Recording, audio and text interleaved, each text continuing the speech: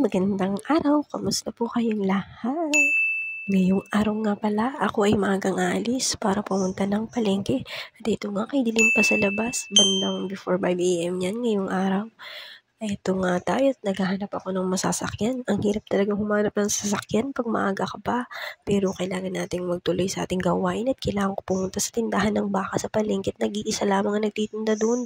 Sana maabutan ko pa at hindi ako maubusan. At ito nga yung palengke sa aming bayan. Ito yung aking stop sa pagbili ko ng manok at ito yung surroundings sa palengke. Ang daming ang pamimilian sa pamimili, iba-iba nga lang ang presyo.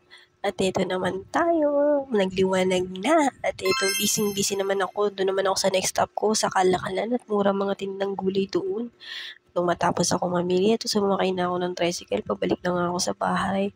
Ang ganda ng paligid, hindi maalinsangan, makulimlim nga lang, pero maliwalas tignan. At ito na nga tayo, pagbalik ng bahay, ito na, hawak ko na ang walis at magmamap na ang inyong kasambahay. Meron pa rin nga pala akong mga urungin sa lababo. Kailangan ko ng urungan ng mga yan makatapos kong maglinis at ito na, na-clear ko na siya after kong maghugas. Sinalansan ko na rin yung aking mga pinamili at ilalagay sa mga lagayan. Iyon ako nga pala itong mga itlog. Ibubukod ko yan sa isa pang lagayan. Pupunasan ko yan isa-isa. At itong gatay, lalagay ko sa freezer para sa susunod na mga araw. Magluluto kasi si Bossing ng Bicol Express. Huli din nga pala ako ng salted egg at ito yung mga gulay sa eco bag. At ito na nga, pinunasan ko na nga yung mga itlog.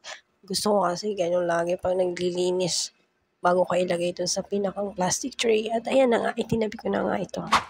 At ito namang mga gulay, since kailangan ko ng space, mag-space saver tayo. Itong saluyot, talbos at kangkong nga pala, itinanggalan ko na ng tangkay at iplinastic. At ito na nga, bawasan lang natin ang hangin at pwede itong ilagay sa paper bag at itago sa freezer sa baba. At ito naman, tapos na ako sa gawain ko, make time naman tayo para sa almusal. Nagtimpla ako ng kape na may suman.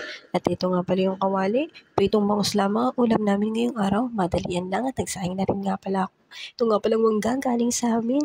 Kakainin namin yan later. At ito nga palang talinnom. Dala ko rin mula sa aming bahay. Dala ng aking kapatid. Dito ko na niluto sa bahay ng amo ko. Kinisa ko lamang to sa kamatis at nilagyan ng miswa. Okay naman ang lasa. Masustansya naman to. At kailangan ko talaga ng gulay sa araw-araw. Hindi ako pwedeng mawalan. At ito na nga siya ng naluto. Masarap naman siya. Pero nitong araw to ako'y sisipin. Kaya ganito ang boses ko.